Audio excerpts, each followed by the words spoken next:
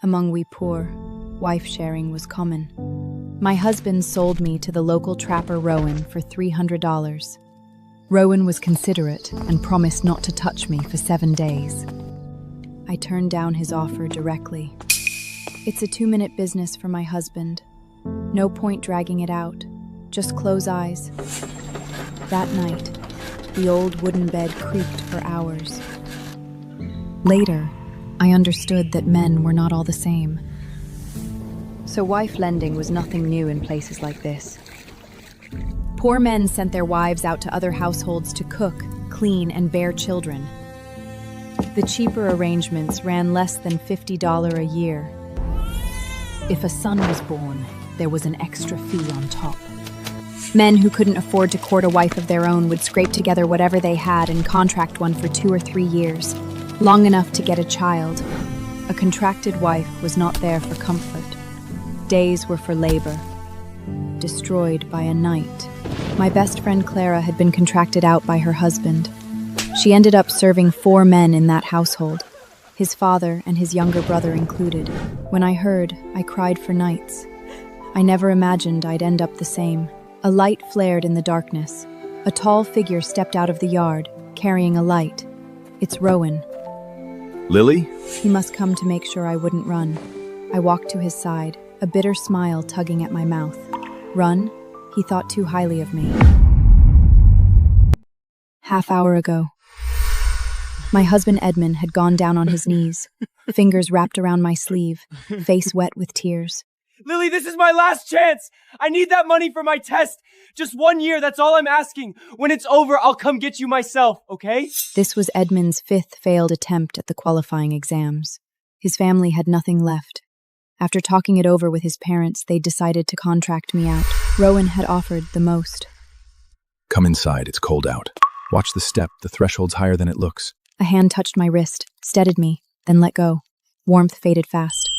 I pulled my thoughts back and looked up at him carefully. Rowan was an outlier here. His family had trapped and hunted these hills for generations.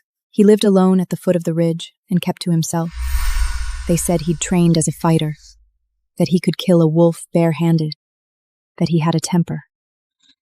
A thug named Tom had once crept onto his property to steal and ended up strung to a tree and beaten through the night. After that, every rough in the settlement gave Rowan a wide beret. Tom was the biggest man in the area. If Rowan had handled Tom that easily, then I swallowed and stole a glance at his broad back. Then I stopped. White. Bright, vivid white in the room. Rowan had shrugged off his coat. Under the thin material, the lines of solid muscle shifted with every movement. In the corner stood a clay vase nearly as tall as my waist. It was full of winter-flooming branches, blossoms open wide, filling the room with a heavy sweetness. Edmund's room on our wedding night hadn't looked half this fine. Was Rowan getting married? Then why had he paid $300 to contract me? Was I here to serve as a maid to his new bride? You don't like it? I was told women like flowers. I stared at him, too surprised to speak. This was all for me? But I was just contracted labor. This wasn't a wedding?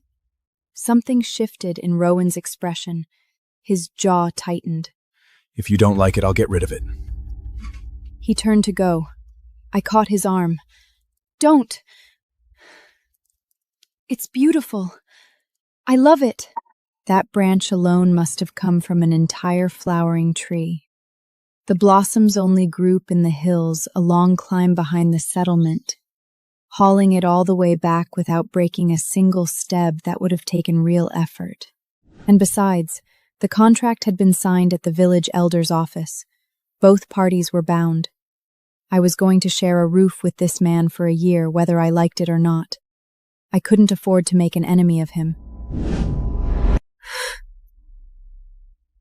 One punch from Rowan, and I'd be lucky to keep all my teeth.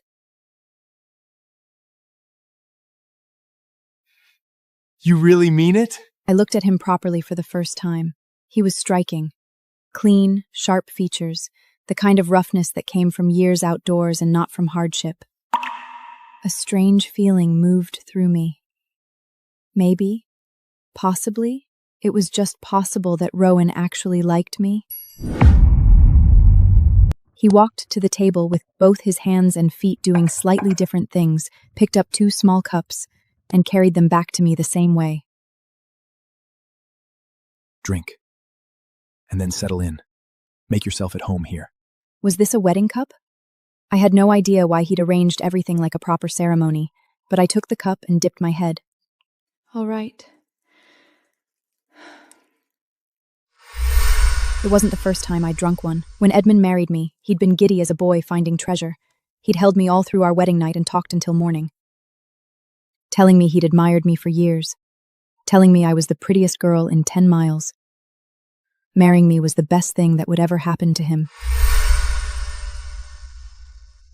A year later, I was a chore he'd forgotten to do. His mother complained I wasn't pregnant.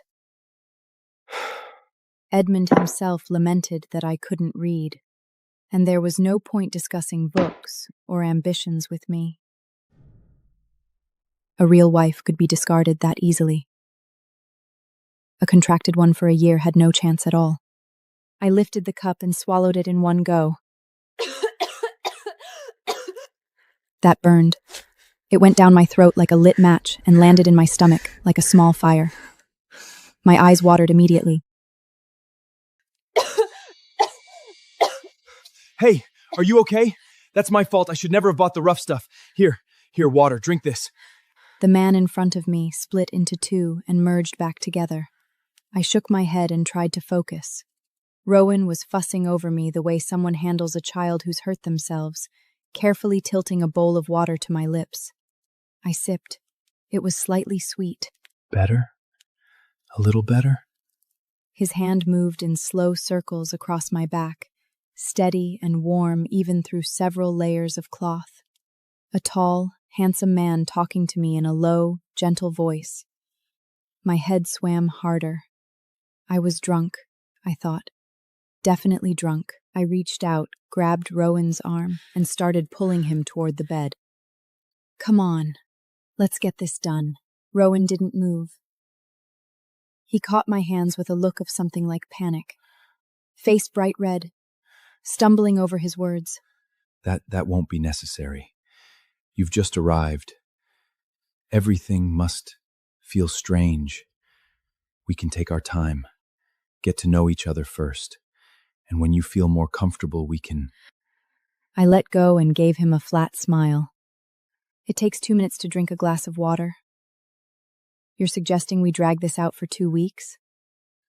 Before I married, my sister-in-law had sat me down and explained what happened between a man and a woman.